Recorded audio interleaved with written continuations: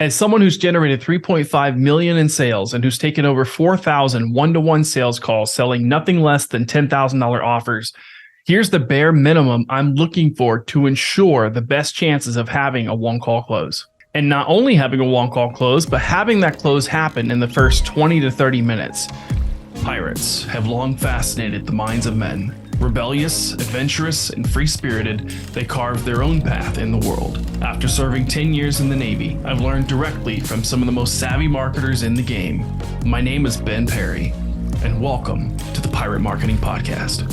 There's certain things that need to happen in order for you to be able to make sure that you check all the boxes in your mind to make sure that you're not only serving the prospect that's in front of you, but you're also figuring out what are the different things that might be preventing them from being able to move forward. You got to know that after having taken over 4,000 sales calls, there's plenty of people who have the best of intentions. They want help, but their fear gets in the way, or it's just a little bit of uncertainty, aka also fear. And how do you handle that? How do you help them to be able to think clearly at the end of the call in order to help them make the best powerful decision for them? So there's 10 things that I'm looking for in the back of my mind whenever I'm talking to a prospect. And those 10 things are: 1, what is the problem? 2, what have you done to solve the problem? 3, why not do it yourself? 4, have you got help before? 5, what would be the ideal criteria you're looking for in a solution? 6, what are the tangible and emotional benefits from having the outcome that you're looking for? 7, what happens if you do nothing? What is your cost of inaction? 8, why do anything about this now? 9, go through the pitch.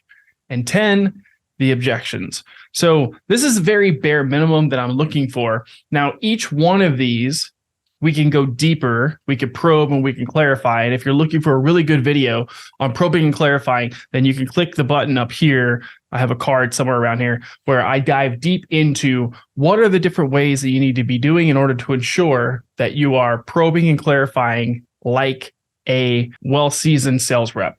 Because there's a lot of things that, I could give you the main points, but sales is in the nuances. And so in order to get to those nuances, you need to be able to probe and to clarify. So check that video out. I'm figuring out, number 1, what is the actual problem? If there is no problem, then there's really no reason for us to be able to have this conversation in the first place, because the entire call is just a nice, friendly chat with somebody. If there's no clear problem that is that's laid out. Now, this becomes a little tricky, especially whenever you're talking to friends or you're talking to people that know you, but maybe they knew you like a couple of years ago and now they're kind of interested in what you're doing. And they're like, hey, no, I was just wanting a little bit more information about, your thing. Like, hey, well, that's all well and good. And I appreciate that. But I guess, like, what has you taking time out of your day to jump on this call? Like, what's going on?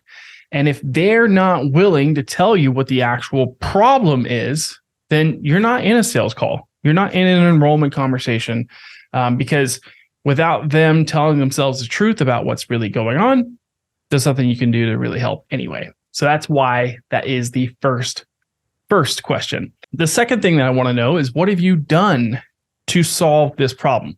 Like, what are your current efforts to be able to find a solution to this? Because whatever it is that you're doing right now, it can't be working that well if we're having this conversation. So I just want to know, like, what have you done? What is the current situation?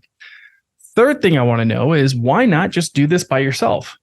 I mean, you could do it by yourself. There's nothing stopping you from doing that. The reason I want to know this is because there are tons of sales reps who've been burned by people who say, this sounds really great. I think I'm just going to go and do this by myself. And in order to prevent something like this from coming up, you need to ask them, well, why not just do this by yourself? Why not just continue doing it the way that you have been doing it? And then they get to tell you about why they're actually looking for help. And when they tell you, they not only tell you, they're also telling themselves, which is more powerful, because If you say it, it's BS. If they say it, then it's truth. 4, have you got help before? And if you have, what happened? Were you able to get some results? Were you not able to get results? And if you haven't reached out to somebody else before, why not? I want to know what the situation is. Have you been burned before? I also want to know that, because if somebody has been burned before, and that might become an objection at the end. Hey, this is really great, but I have a bad experience. I don't know if I really want to do this. So you can get these things prior to you making the pitch, so that you can be able to handle them. Because the way that I see it, objections are like wet cement pre-pitch, pre you making the offer. So you can go and you can ask questions, you can handle, or you can uncover things that they probably wouldn't voluntarily tell you at the end, because they're still malleable and their defenses aren't totally up. They're not in fear. It's like somebody creating a sidewalk, right? They're laying down the cement. You going by and making sure that you're scraping the sidewalk, making sure that it's nice and flat, making sure that there's not any areas that are bubbled up where somebody could trip over. That's the way that I see pre-handling objections. Because if you wait until after you've made the pitch to ask these questions, then it's like trying to mold hard cement. You just can't do it. You're going to end up breaking something. Okay. It's so much easier to be able to ask these questions prior to the pitch. 5, what would be the ideal criteria that you're looking for in a solution? So like, what do you actually want? And then now, based off of what they tell us, we can be able to customize the pitch based on what they told us. And it surprises me how many, people actually don't do this. So easy. Just make sure, hey, what are you actually looking for? 6, what are the tangible and emotional benefits from achieving the actual thing, the vision that you have, right? So if sales is, frustration and imagination, if sales is, hey, I'm on Pain Island and this is Heaven Island over here, I'm over here in pain, I want to get over here to pleasure. What does that actually look like? And what will that do for you? And the thing that I've seen is that there's a lot of newbie sales reps, mostly, who they get very uncomfortable asking the uncomfortable questions. Like they're very good at keeping it about the business, but when it comes to diving into the actual emotional part, which if you've been in sales, at all for one day, like rule number 1 is like people make decisions emotionally and then they justify with logic. You have to be willing to go there. You have to be willing to be able to ask those slightly awkward, uncomfortable questions in order to make sure that you're actually uncovering and getting the truth on the table, which is why I say use the doctor framework. The doctor framework works wonders because you can't be squeamish to ask the uncomfortable questions. And when you adopt the doctor framework, basically, doctors are not only expected to ask the uncomfortable questions, they're encouraged. They want you to. And so if you're able to take this mindset going into your sales calls, then you're able to ask those questions. And quite honestly, if you think it's a big deal to be asking these questions, then they're going to think it's a big deal. If you think it's a big deal, whatever number your offer is, the person on the other end is going to think that it's a big deal. So make sure that you're not projecting your own limiting beliefs onto your prospect. So that's number 6. Number 7, what is the cost of inaction? What happens if you do nothing? And a lot of people, they don't want to go here. They don't want to admit to themselves, like, what's actually going to happen if they fail, because most people are compartmentalizing their problems. In so much have been doing it for so long that they've numbed themselves to the actual pain. And I can't tell you the amount of people that I've talked to that they look exactly like the dog in the burning building saying, this is fine. This is fine. Things aren't actually that bad. No. Or, you know what? Like, I'm just going to pray about it. I'm just going to, let God, kind of like, determine whether it is whether I'm successful or not. They'll have all of these really good justifications for why things aren't bad enough for them to actually get help. And this is prior to you even making an offer. Sometimes this is prior to you even telling them what the actual price of the investment is. And so, it's good to dive deep here and to figure out what somebody's cost of inaction is, because without two things, without the cost of inaction and without getting an affirmation that, yes, this thing can help me, you have no ammo, you have no protection, you have no defense to be able to objection handle. These two things are the most important things to get. Because if you don't understand what it's costing somebody to stay where they're at by their own admission, then you don't really have a prayer to be able to objection handle. And so we'll get to that here in a second. The next question, number 8, is why now? Why do you want to do it now? Like, you could wait. And there's a reason why we kind of wait to ask the why now question. I put it after I'm asking them, what happens if you do nothing about this? Because if I try to ask why now earlier on in the sales conversation, it kind of triggers what is it that you do? I don't really understand what it is that you do. So I'm holding that card, and that's the last card that I play before I make the pitch, because there's certain questions that will induce somebody to go, well, hold on. Well, what is it that you do? Right? When you're trying to do your diagnosis. So save that for the last question you ask, because it's like, why now? And do you even have time with everything that you've got going on right now? Because that could also be another potential objection. Number 9 is the pitch. I'm going to make them the pitch. I'm going to customize the pitch. If you've got a very involved coaching offer, do not overcook the pitch. So the pitch should be the what, but then you withhold the how until they actually ask. Because once they ask, now you can start to feed that information and you can kind of gauge where they're at. I made a video about pizza and sales. I'll link it up right here or somewhere around here, where I really talk about, hey, like, the pitch is kind of like a pizza, where somebody might just want a cheese pizza.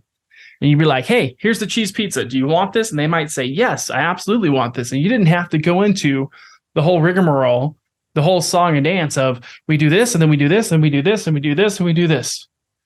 They might just be like, hey, that sounds great. How can I move forward? So you pace the pitch and everything that's going to happen, and you let them ask the how. But if you just give everything all at once, then what happens is you have a big block of text where you're talking, and then the person on the other line is saying 1 or 2 words. Don't do this, because this is like you taking off in an airplane. You think that person is with you, but you left them on the ground. So you need to make sure that you're getting their verbal agreement on each one of your pillars as you go through the pitch. Once you get done with the pitch, then the last thing you have is objections. And again, what I was saying before is you can't really effectively objection handle until you've got somebody's cost of inaction and you have their verbal agreement that the offer can help them solve their problem. Without those two things, you really don't have a leg to stand on. Those are the 10 things that I'm looking for, bare minimum, in order to ensure that I have the best chances of having a one call close. And the fastest that I've ever closed somebody on an initial call is 20 minutes. And that was back when I was at Traffic and Funnels. It was so interesting because this guy, he was a chess master, and he wanted to create a coaching offer teaching people how to get better at chess. His authority was already baked in. I have not checked in on him, but interesting to see, where he's at. But anyway, so like he came in, he was like, hey, I want to do this thing. I asked him the questions and he said, I'm ready to go. offer closed in 20 minutes. And I was blown away. So the reason why I was able to do that is because I had these things inside of my head, right? And the better you get, the more you'll be able to sync these things, and just it'll become, just something that you do. So getting these questions and then also probing and clarifying under each one of these is going to help you to be able to close more deals and to be able to do it faster. And you're able to do it faster by having this special thing, and that is not taking a whole ton of notes. In fact, I don't really take any notes anymore on my sales calls. I just stopped. I used to take so much notes that I would be creating War and Peace, like many novels, many biographies about each person that I talked to. And I was proud. I'd be like, look at all my wall of notes that I've taken of salespeople, of prospects that I've talked to over the years. But then somebody told me, it's like, hey, yeah, I just don't take any notes. And I was like, what? Why not? Said, well, because you want to be actually looking at the person when you're talking to them. And when you're taking notes, your eyes go away from them and there's this disconnect. Have you ever been in a situation where you've been on a call and then somebody says something, and then because you were taking notes, you're like, darn it. They're talking and I have no idea like what the context is for what they're saying right now. Oh, shoot. How am I going? You're in your head. How am I going to get back into this conversation and not look like an idiot?